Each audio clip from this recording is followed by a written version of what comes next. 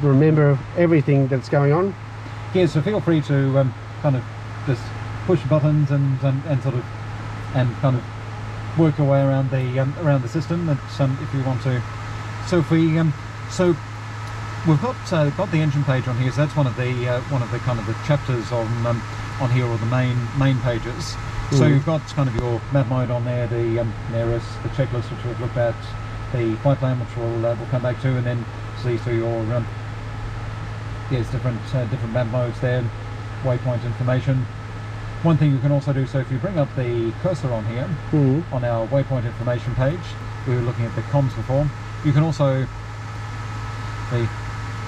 use the enter button. You can basically move that across to any of the positions on the comms. Okay. So if you wanted to put that, say, normally the ATIS, I'd tend to put in COM2 on there, kind of use COM2 for your ATIS, ground and CTAS, kind of that as that secondary position. But if you wanted to put that, say, in COM1 standby, click on there, it goes straight across to there in the COM1 standby. But so the flight plan can be accessed through here. You also have this quick button to get you to the flight plan page. Flight plan there. Yes. Yeah. So we'll have a look on them. Okay. So the flight plan. So you've got for entering it. There's the two views, so the wide and the narrow view. So that depending on where it puts the map and how much map you get when entering it. So with the perspective plus, so you enter in really your origin airport, and then your en route points, and then the destination airport, and that also gives you, so it has the surface watch, which because it doesn't have a GPS signal at the moment, it's got the surface watch fail. But once you're outside, so you can select your origin runway, and I might just move this. So it's getting a bit dark with that storm. Just to brighten this up a bit. So these are the instrument. These are to make things brighter, and yes. So that's your panel lighting and the instrument lighting. Okay. It's so because, and you can see it basically lights it up on there. It's so it's got the kind of the light sensitive thing on there. So you've got you can adjust the PFD and the MFD brightness. So you can change that to manual on there as well. So you normally have them basically kind of turned down during day operations, and then just adjust if you do need to bring the brightness up. Okay. It's, if you've got the panel lighting on and you bring the instrument lighting up, then during the night, if you don't bring it back down, then the screens basically go to effectively kind of to super dim during the day. So you go to start up and you think, hang on, why is everything switched off? If it is, just turn the lights back down, and they should pop back up to normal brightness. Okay. All right. But yeah, so when the surface watch is working onto your outside, so you can select your runway at the departure airport and the runway at the destination airport. And that's just YSBK and stuff like that. Is that how it is? Have a look. So if we so you can start typing. YSBK and banks down, and then enter. Oh yes. Alright, and it says runway none, but you can guess which by the ATIS you'd say. Yes, so if you use that the drop down menus using the small knob, and then you swap down to, let's say, well, what do you remember? So it's the 29 center and 29 right where the departure runways from memory. So because of our position at the airport, I'm suggesting we probably go 29 right. Is that right? Yes. So the thing at Clamback where they'd always give you the centre runway, it's here because we're on the northern side. They'll give us, unless there's sort of an issue with the northern runway, they'll give us as a default the northern runway for arrivals and departures rather than the centre runway. Okay. So if it's entirely correct, if it's the 29 direction, it'll be 29 right as our departure. And then enter. Okay. And then it would be 11 left if we were departing. Okay, if it's different? Yes, if it's the 11 direction, if we'll be departing downwind using the 11 direction. All right, and I guess so. We can then start. So if you press in on there to bring up the cursor, and then just use that big knob to move the cursor down to the next one on there. So you can start entering in your en route points. So Does it? So you wouldn't enter the towers, for example, because does the towers come up? So the towers won't come up, but you can create them as a user waypoint. So Do you do that though? Well, you can. I'm just asking, like for general navigation, would you end up putting it in as a user? Well, waypoint? so you certainly could do so if you had planned out via the towers. It only takes a second to put one in. So if you press into to take the cursor off again. Press this one in? Yes. Yep. So that's basically switching the cursor on and off. And then if you go across using that big knob to the back to the waypoint page. Waypoint page. And then scroll down using the small one to the user waypoint. User waypoint is there. Oh, information. Oh, so that's the one we want on there. Yep. And then the new. So you can call it something like BK Towers for example. BK TW or something like that. Yes, that will work. That will work. So if we then press enter to accept that, Enter. and then we'll just we're going to need the GPS location for that. Is that what we need? Yeah. So we'll give you a couple of options. So if you accept that, and then we'll go down then using the big knob to the waypoint mode. Waypoint mode. So just this one Yep. here. Sorry. And then to use your small knob then to have a look at the options. So you've got a couple of options there that so the radial. So if you've got some kind of two intersecting lines, radial and distance, which is generally the easiest one, or the latitude and longitude. So it'll easy enough just to use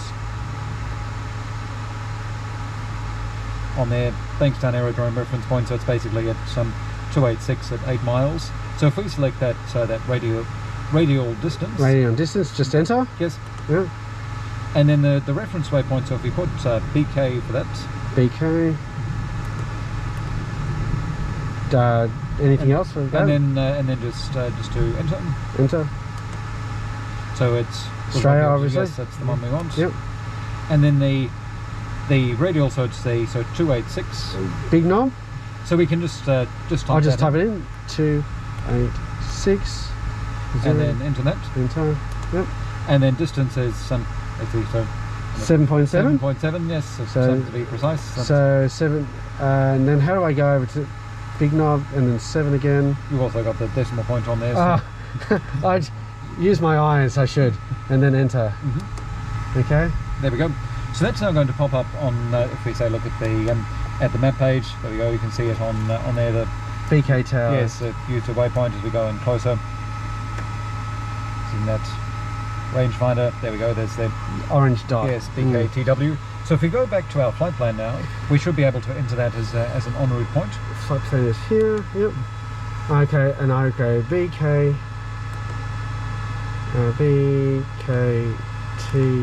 BKTW, and then enter, and then I'm guessing it's done it. Yes, so it's gone, so it's defaulted in there to basically from the runway to BK Towers. It shows us up on the top on there on our navigation. Oh, it does too. Yeah, so that's the current active leg. So let's say if we were going there to Katoomba for example. So there's no longer a CAT NDB. There's so either you can use in the same place on that southwestern corner of the town. There's the KDOM GPS waypoint, or YCAT the airport. So if we're heading out to Orange, for example, so we'll put via one of those. All right, so we go for what do we do? So that's blank, ready to go for the next one. Yes. So what would it be then? So it should auto insert it into the en route, but if we bring it up to there and then.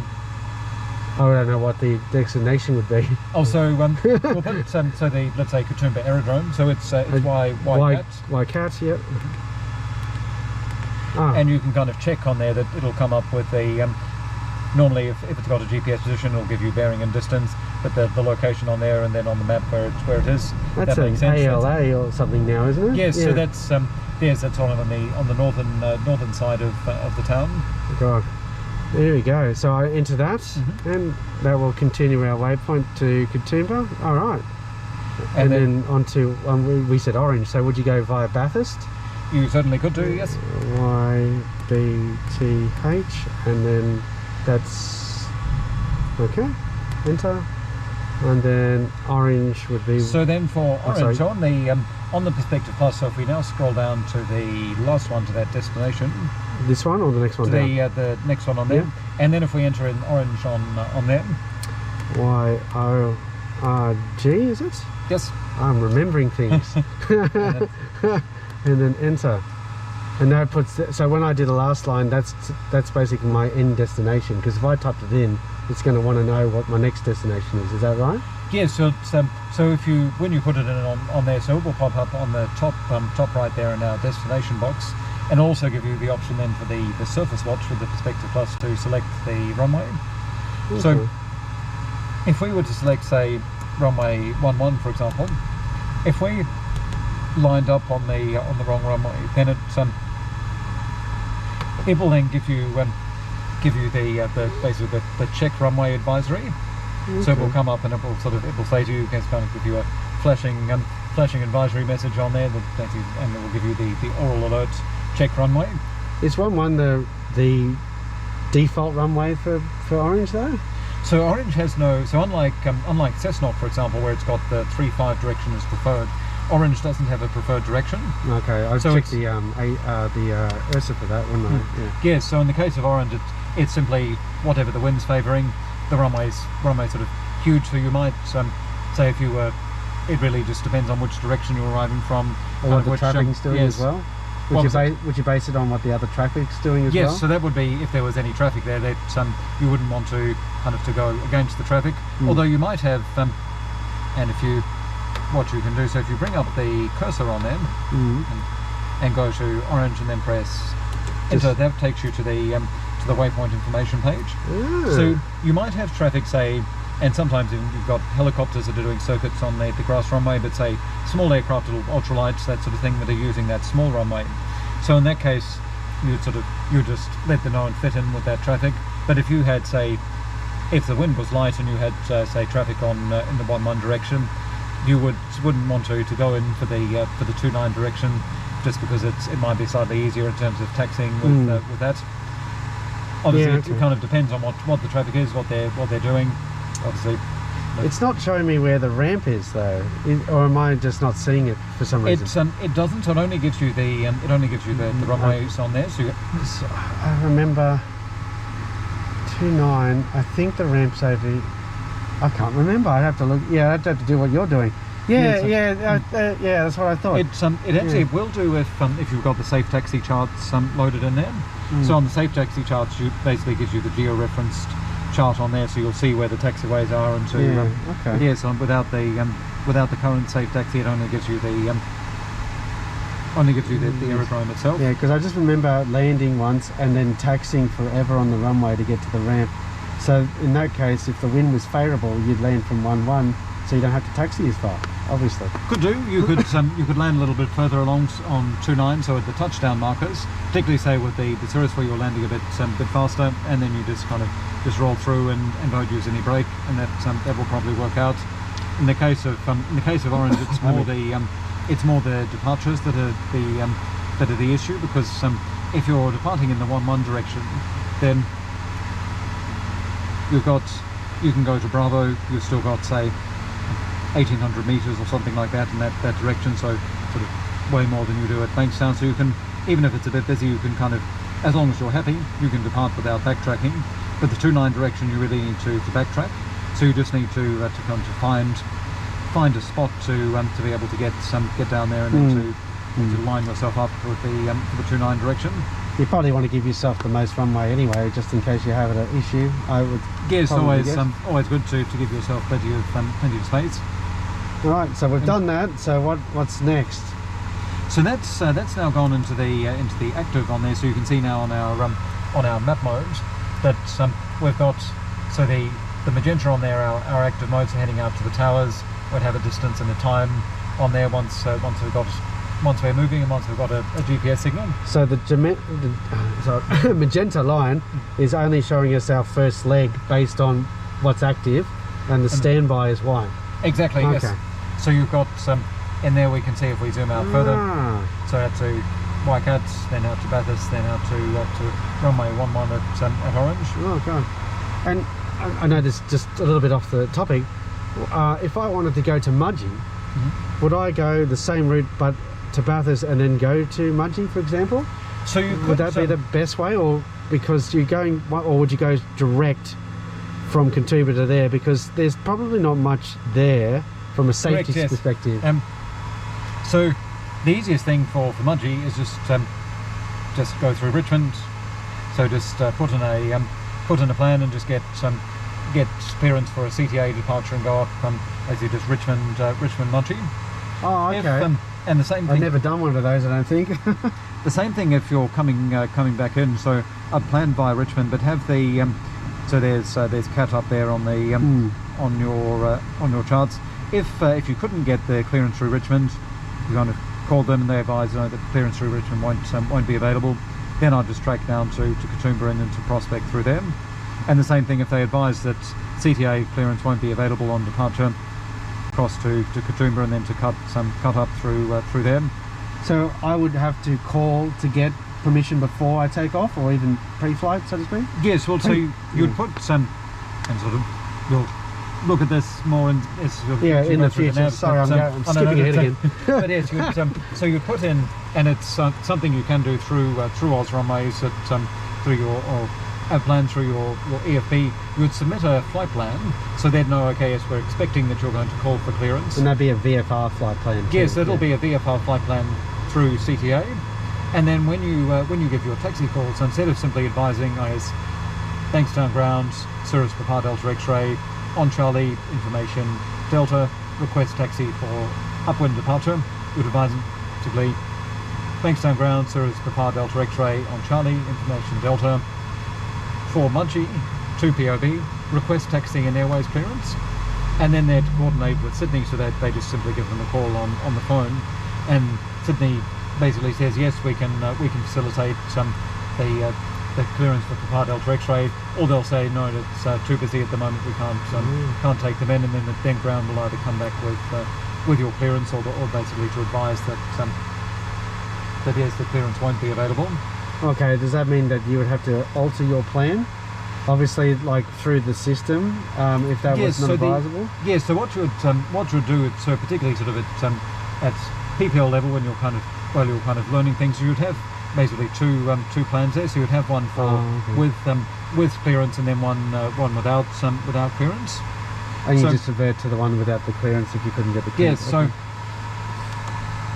say if you let's say if you were planning to do this, but let's say you would put in an alternative plan to you wanted to request clearance. If they advised you for whatever reason, if you needed to alter it on here, let's say you weren't going to go to the towers and you were going to go, say, to Richmond, then to CAT, so you can basically put in was it YRS?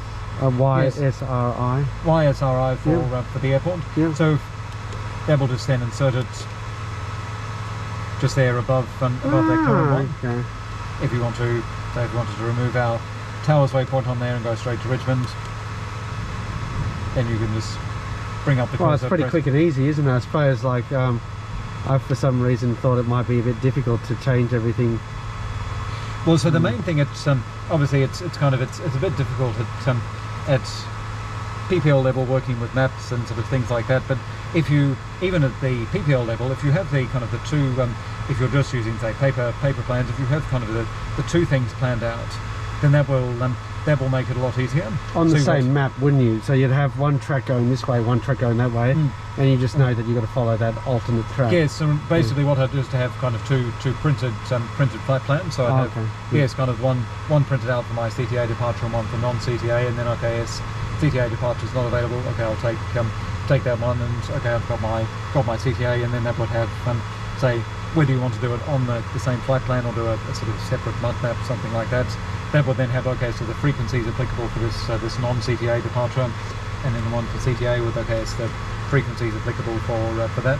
Okay, there we go. That makes a lot of sense. The other thing that we've also got on our flight plan, our altitudes. Yep. So if Well, if we're heading out to there, wouldn't it be about 6,500 to 8,500 feet you could choose? Yes, so both, that would be what I'd be aiming for, so much probably 6.5 depending on the winds, as often with the prevailing westerly you'll probably find by the time you get up to 8.5 on the that it's not sort of that you'll lose out because of the wind, even though the TAS will be a bit higher. Okay. But this is so the yep, mean sea level above ground level. So there we go. So you converted it to 4,099 feet. Yay! Oh yes, that's right. I was thinking of Mudgee, and I thought, wait, that's not some. No, it's orange. That's not right. It is so orange. Yes, that number makes sense. So. So that's your circuit height. Yeah. So if we say, okay, well, we want to be basically over that threshold, say at the circuit height, then you can also add in your your VNav on here. So what that will do is to give you, and you can get the autopilot to fly it with the VNav mode. Ah, yes. So that gives you a calculated descent path. So it defaults to 1.7 degrees, so that you can change it, and you can also enter, say if you want to turn the particular target vertical speed. But that will give you a calculated top of descent point to follow down to get to that altitude that you've selected. Oh, so let me know my top of descent, and we'll add a market somewhere on the. Yes, so that will give you a.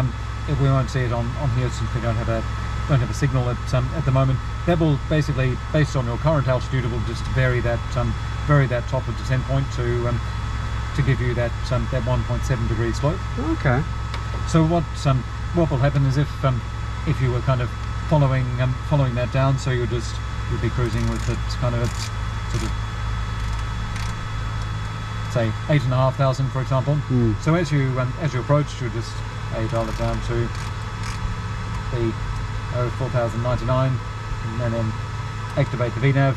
Once it gets to that top of descent point, it will just pitch down and it will adjust the pitch if it's on the autopilot in order to reach down to that point at that runway threshold. So you don't have to set up a vertical speed descent. Correct. Yes. Oh, it's automatic. Oh, that's fancy tancy. There we go. That's a weird bit. But yeah, okay. Because of that functionality of so with the VNav. So early on, it's kind of it will be made hard for you. That I got you. Have to sort of do. It's all manual mainly.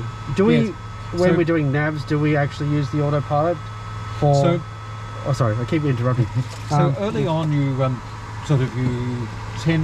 won't really that much. So maybe sort of kind of once you're in cruise and it's all trimmed out and you've sorted everything out, sort of to give you a bit of breathing time. But then as you go along, so sort of once you're kind of comfortable with the physical hand flying of the aircraft, at that point then to start to introduce the auto flight stuff as you go along. Yep. Because that's like with the systems with the map and the map stuff. Once you sort of once you've got your license, then you'll tend to be using that a lot.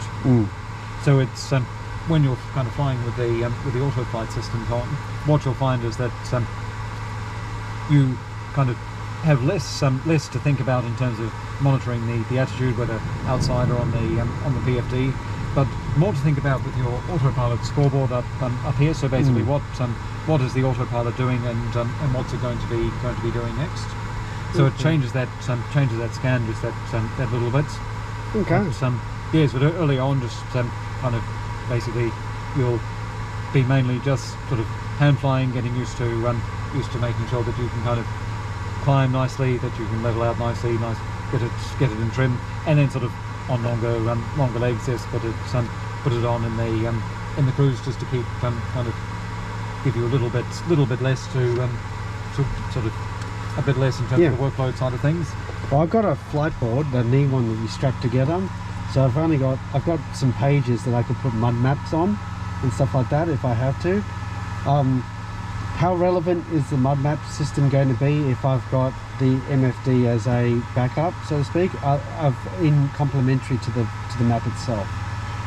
So it partly depends on you and how you like to present information.